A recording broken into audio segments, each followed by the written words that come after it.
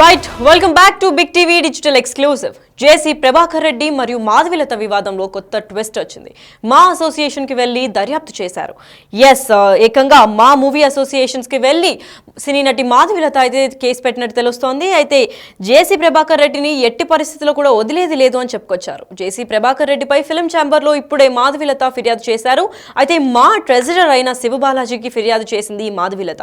నాపై జేసీ చాలా దారుణంగా మాట్లాడారు అని కూడా చెప్పుకొచ్చింది. అయితే నాపై వ్యాఖ్యలను ఇండస్ట్రీ కనీసం ఖండించలేదు అని కూడా తన కంప్లైంట్ లో మెన్షన్ చేశారు. అయితే నాపైన వ్యాఖ్యలే కాకుండా చాలా మంది అమ్మాయిల్ని కూడా అసభ్యకరంగా మాట్లాడారు అని చెప్పి మా ట్రెజరర్ శివబాలాజీకి కాల్ చేసి వెంటనే స్పందించారు అని కూడా చెప్పింది. అయితే ఈ విషయాన్ని మా అధ్యక్షుడు దృష్టిలో కూడా తీసుకెళ్లాను అని చెప్పుకొచ్చారు మాధవిలత. వ్యక్తిత్వంగా చూసుకున్న సినిమా వాళ్ళపై ఆరోపణలు చేయడం ఎంతవరకు కరెక్ట్ అని కూడా మాధవిలత క్వశ్చన్ చేశారు. అయితే ఇండస్ట్రీ జోలికి రాజకీయ నాయకులు రావద్దు అంటూ హెచ్చరికలు కూడా జారీ చేశారు శివబాలాజీ. రాజకీయ నాయకులకు ప్రజా సమస్యల నుంచి విడిచిపెట్టి వ్యక్తిగత జీవితాల గురించి మాట్లాడుకుంటున్నారు ఎందుకు అని కూడా పలు క్వశ్చన్స్ కూడా రేస్ చేస్తున్నారు మా ట్రెజరర్ అయిన శివబాలాజీ. మాధవిలత ఫిర్యాదుపై కమిటీలో చర్చించిన తర్వాత ఒక ప్రాపర్ నిర్ణయం తీసుకుంటామని కూడా శివబాలాజీ హామీ ఇచ్చారు. అయితే ఈ ఇష్యూ అంతా ఎక్కడ స్టార్ట్ అయింది అంటే కొన్ని రోజులుగా జేసీ ఇంకా మాధవిలత మధ్య వివాదం కొనసాగుతూనే ఉంది. అయితే ఫస్ట్ దీనికి మొదట ఎక్కడ స్టార్ట్ అయింది అంటే జేసీ ప్రభాకర్ రెడ్డి తాడిపత్రిలో December 31 అంటే న్యూ ఇయర్ సందర్భంగా ఒక ఈవెంట్ ప్లాన్ చేశారు. అయితే వేడుకల నిర్వహణపై మొదలైన వివాదం ఇదంతా. మహిళలు 31 అంటే December 31 న్యూ ఇయర్ వేడుకలకు వెళ్లొద్దని మాధవిలత ఒక వీడియో రిలీజ్ చేశారు. అయితే మాధవిలత వ్యాఖ్యలపై మండిపడ్డారు జేసీ వ్యాఖ్యలకు ఏకంగా కంటతడి పెట్టింది మాధవిలత. ఈ వివాదం అంతా కొనసాగుతుండగా దీంతో వెనక్కి తగ్గి ఒక్కసారిగా సారీ చెప్పాడు జేసీ. అయినా సరే జేసీని వదలను అని అంటుంది మాధవిలత. అయితే ఇవాళ ఫిల్మ్ ఛాంబర్లో జేసీ పైన ఫిర్యాదు కూడా చేసింది.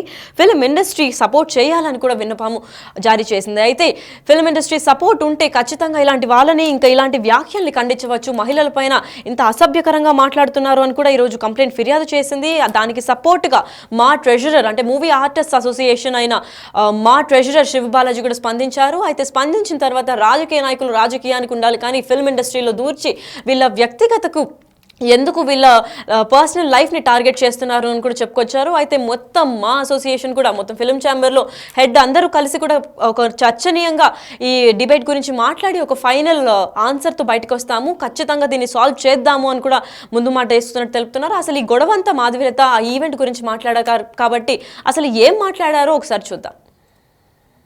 నమస్తే అండి. ముఖ్యంగా ఇక్కడికి విచ్చేసిన మీడియా మిత్రులందరికీ కూడా చాలా చాలా థ్యాంక్స్. నేను నిజంగా ఎక్స్పెక్ట్ చేయలేదు మీరు ఇంతమంది వస్తారు అని. నేను ఏం మాట్లాడాలని ప్రిపేర్ అవ్వలేదు కానీ there is a pain in my heart. So almost ఇప్పటికి ఒక 14 రోజులు అవుతుంది ఇన్సిడెంట్ జరిగి. కానీ నేను హ్యూమన్ రైట్స్ కమిషన్కి అలాగే ఉమెన్ కమిషన్కి కంప్లైంట్ చేసి కేస్ నెంబర్ వచ్చే వరకు వెయిట్ చేయడం జరిగింది.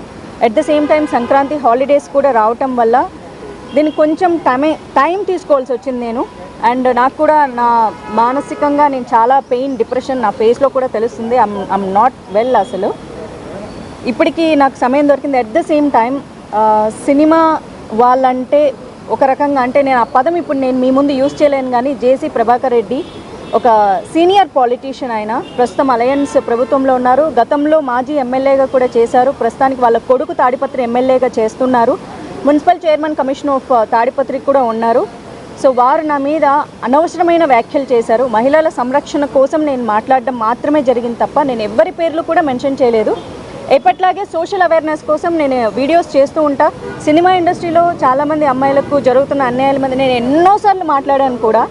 కానీ సినిమా ఇండస్ట్రీ ఎప్పుడు కూడా నేను మాట్లాడింది కండెమ్ చేయలేదు. అండ్ శివబాలాజీ గారికి మాధల్ రవి గారికి కాల్ చేయడం జరిగింది. సినిమా ఇండస్ట్రీ అమ్మాయిని అయినందుకు నన్ను పని కట్టుకొని ఇలా అన్నారు. సినిమా షూటింగ్స్లో పూలు చల్లుకోవడం వల్ల వాళ్ళు నేకెడ్గా ఉంటారు అన్న ఒక విషయాన్ని కూడా ఆయన ప్రస్తావించి బాడీ షేమింగ్ చేయడం కానీ సినిమా క్రియేటివిటీని కించపరచడం కానీ లేకపోతే సినిమా వాళ్ళు అంటే ఒకసారి సినిమా చేసి మానేస్తే లేకపోతే సినిమాలు చెయ్యాలంటే కూడా వాళ్ళు ప్రాస్టిట్యూషన్ కిందే లెక్క కడతారు, లేకపోతే వాళ్ళు అదే చేసి బతుకుతుంటారు, బ్రతుకుదెరుకు వాళ్ళకి అదే బ్రతుకుదెరు అని ఆయన పదే మాట్లాడడం. క్షమాపణ 2 రోజుల తర్వాత చెప్పినా సేమ్ ఇష్యూ మళ్ళీ చెప్పారు. వాళ్ళు ఏదో బతుకుదెరువు కోసం చేసుకుంటూ ఉంటారు కానీ నేను అనకూడదు.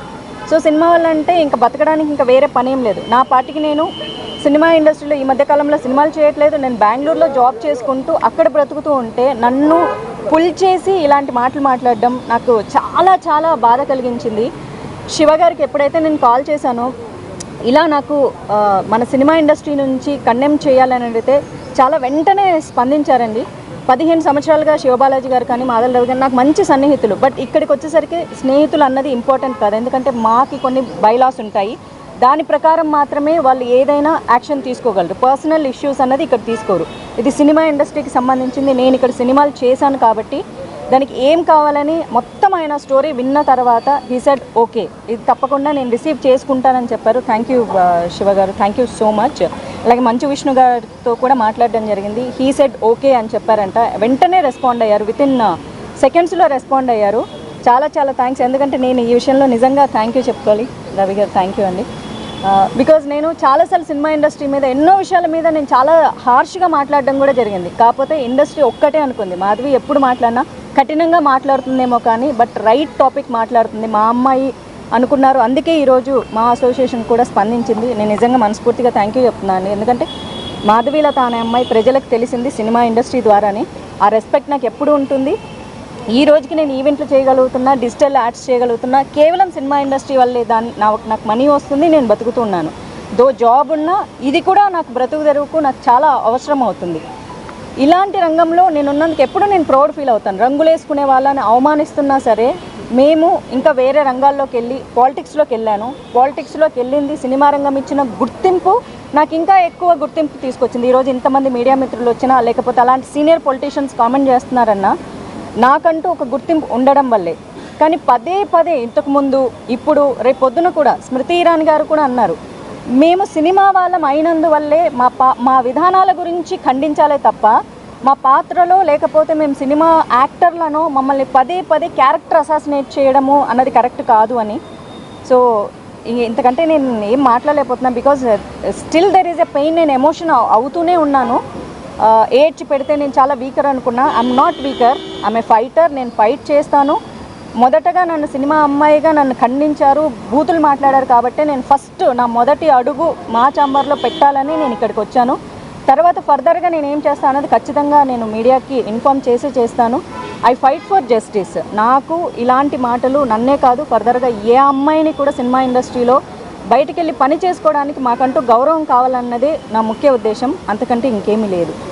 Thank you. మాధవీలత గారు ఇప్పుడు ఈ సిచ్యువేషన్లో ఏం ఫేస్ చేస్తున్నారో వెరీ సారీ ఫర్ దట్. ఎందుకంటే ఒక మారల్ సపోర్ట్గా చెప్పగలుగుతాను తప్ప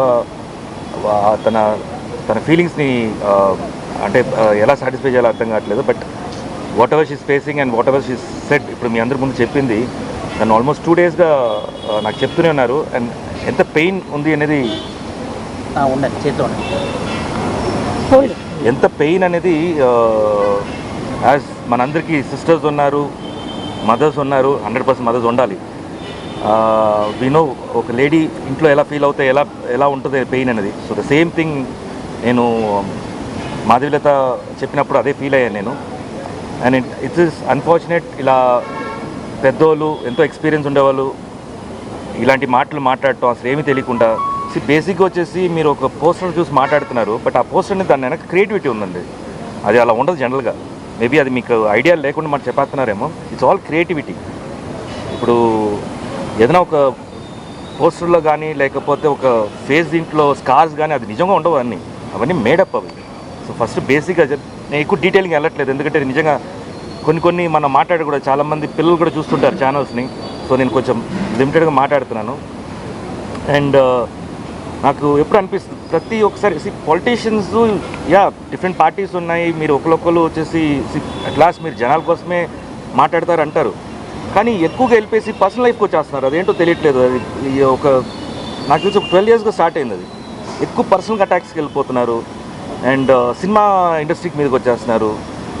బేసిక్గా నేను ఒకటి ఎప్పుడు ఏమనిపిస్తుంది అంటే మా ఆర్టిస్టుల గురించి మాట్లాడేటప్పుడు, అంటే మా ఆర్టిస్టు పాలిటిక్స్ ఫీల్డ్ ఎంటర్ అయినప్పుడు వాళ్ళ గురించి మాట్లాడేటప్పుడు ఎంతోమంది ఆర్టిస్టు పొలిటీషియన్స్ అయ్యారు.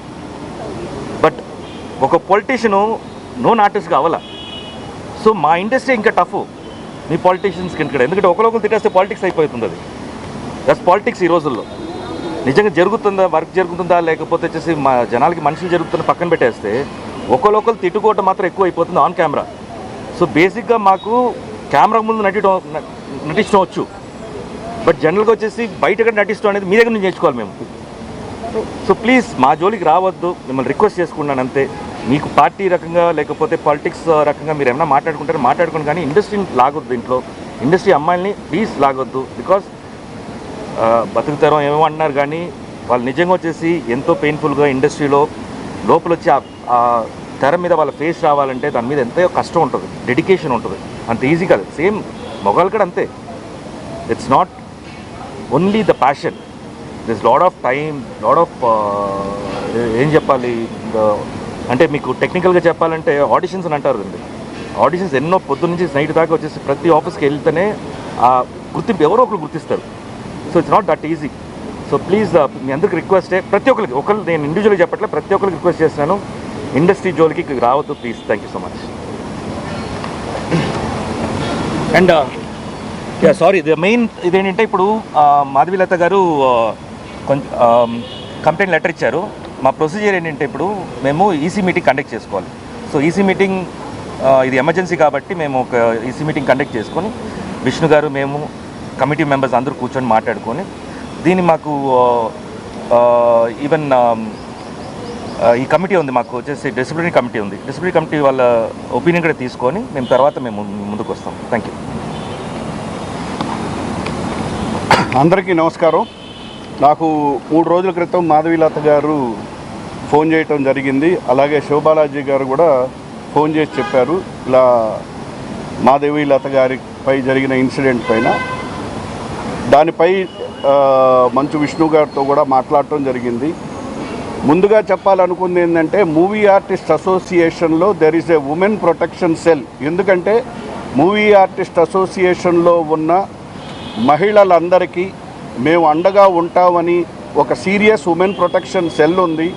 ఎందుకంటే ఇవాళ అసోసియేషన్లో మహిళలు వర్క్ ప్లేస్లో యాక్ట్ చేస్తున్నారు. వాళ్ళు ఎంతో కష్టపడి పాపం వాళ్ళ జీవితాలను పణంగా పెట్టి వాళ్ళు యాక్ట్ చేస్తున్నారు, జనంలోకి వెళ్తున్నారు. మరి అటువంటి వారిపైన ఎటువంటి దాడి